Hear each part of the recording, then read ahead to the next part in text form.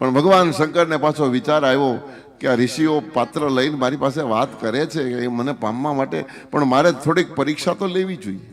જો આ પરીક્ષાઓ એ વખતે પણ લેવાતી હતી, પરીક્ષા તો અત્યારે લેવાય છે, પણ પરીક્ષામાં બહુ ફેર છે. એ વખતે આધ્યાત્મિક પરીક્ષાઓ લેવાતી હતી ને અત્યારની પરીક્ષાઓ વ્યાસપીઠ ઉપરથી બોલાય એવી જ નથી. અમારે શું કહેવું, દીકરા દીકરીને મળવા માટે રૂમ સ્પેશિયલ આપે ને જાઓ તમે ચર્ચા વાતો કરી લ્યો, અને એ વખતે વાત સાંભળવા જેવી. આપણે આમ તો જવાય તો નહીં, બે જણા એકલા વાતો કરતા એમાં આપણાથી.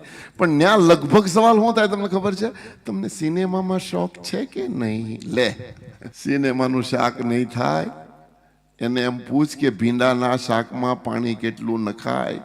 રસોઈ જાણતા હોય ને ખબર હોય, આ મરમ વાળો શબ્દ છે. ભીંડાના શાકમાં પાણી કેટલું નખાય બોલો. પણ એ રહોડામાં કારક ગઈ હોય, ભીંડાનું બનાવ્યું હોય તો કે, નહીતર તો એમ કે થોડુંક લખાય, વાત પૂરી. જો કે મને રસોઈ આવડતી નથી પાછા, તમે ક્યાંક એવું નહીં સમજતા કે હું કોઈ દી હજી સુધી ભગવાનની કૃપાથી ચૂલા પાસે ગયો જ નથી. પણ આવા અનુભવ હું રસોઈયા સાથે રાખું ને ત્યારે તો કોઈ પણ આગળ એક નવો રસોઈયો મને ભટકાઈ ગયો હતો. અને એક દી મને સવારમાં હું પેલો કથા કર, ત્યારે 2 ટાઈમની કથા, એટલે સવારમાં જલ્દી મને કે બાપુ આજે હું ખાવાના, હું બનાવું?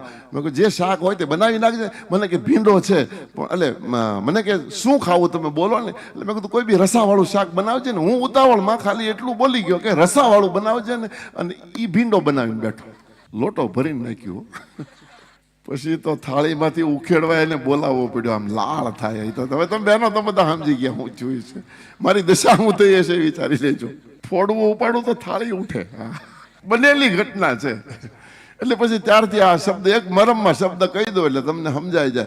પરીક્ષા લેવા માટે જ્યારે અત્યારે આ પહેલો સવાલ આવે કે તમને સિનેમામાં શોખ છે કે નહીં, એની કરતાં એમ પૂછવું કે ભીંડાના શાકમાં કેટલું પાણી નખાય, એનું માપ ત્યાં નીકળી જાય કે એને રસોઈ આવડે છે કે નહીં. અને અત્યારે તો એવા સવાલો કરે, તમને ડિસ્કો આવડે કે નહીં? લે, ડિસ્કોનું પૂછમાં ડાળનું પૂછ.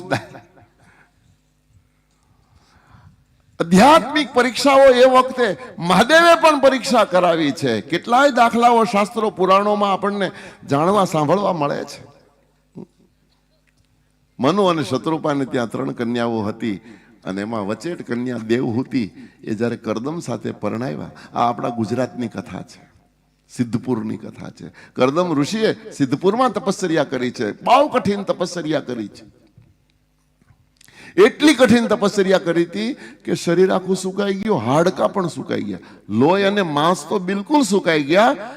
લોહી સુકાય પછી માંસ સુકાય પછી હાડકા સુકાય, હાડકા પણ સુકાવા માંડ્યા. એ વખતે ભગવાન પ્રસન્ન થયા, પ્રગટ થયા, વરદાન આપ્યું. પણ એને આંખ ઉગાડવા માટે શક્તિ તો જોઈએ. પહેલાં એની શક્તિને પૂર્તિ કરવી પડી, શરીરમાં મચ્છા, માંસ, રુધિર આદિ બધું પૂરવું પડ્યું. પછી મહારાજ આંખ ઉગાડી શક્યા. અને આંખ ઉગાડી વરદાન માંગવાનું કીધું એટલે મહારાજ ઊભા થઈને કે પ્રભુ તમે ખરેખર રાજી છો, પ્રસન્ન છો? બોલે એટલે તો પ્રગટ થયો, માંગવાનું કીધું એટલે મહાત્માએ માંગ્યું, મહારાજ મારે લગ્ન કરવા છે, મને પત્ની આપો. કરદમ ઋષિએ આટલા હજારો વર્ષની સાધના પછી લગ્ન કરવાની ઈચ્છા કરી. અને એ વખતે ભગવાનને એટલો બધો હરખ થઈ ગયો કે મહારાજ તમારા જેવા ઋષિ જો લગ્ન કરવાની ઈચ્છા કરતા હોય તો હવે તમે નથી માગતા, હવે હું તમને સામેથી આપી દઉં. તમે જો લગ્ન કરો તો તમારે ત્યાં દીકરો થઈને હું પ્રગટ થઈશ. આ વરદાન પરમાત્માએ સામેથી આપી દીધું.